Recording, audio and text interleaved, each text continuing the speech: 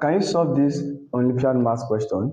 It is kind of very tricky, but it is very, very simple. Now, how do we solve this equation here? It's very easy. Now, we have 4, we have 2. We can make them have the same base by saying 4 equals 2 raised to the power 2.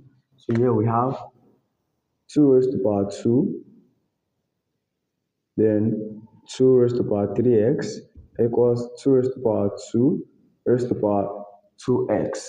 Okay, now due to the law of indices, we can multiply these two together.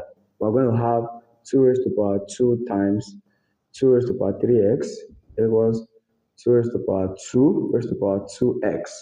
Now, we can now cancel out the base, or the same. Therefore, we're going to have 2 times 2 raised to the power 3x equals 2 raised to the power 2x. Now, what we're going to try to do is bring the variable of x together. So divide both sides by 2 raised to the power 3x. So we have divided by 2 raised to the power 3x divided by 2 raised to the power 3x.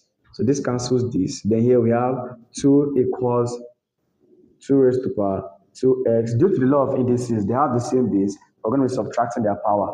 So that's 2x minus 3x. So that will be 2 raised to the power 1 equals to 2 raised to the power 2x minus 3x. That's what? Negative what? X. Now they have the same base. We can cancel them out once again. So 1 will be equals to negative x. Therefore, x is going to be equal to negative 1. As simple as ABC, is not hard. Thank you for watching. Please don't forget to subscribe to my channel. See you next time. Bye-bye.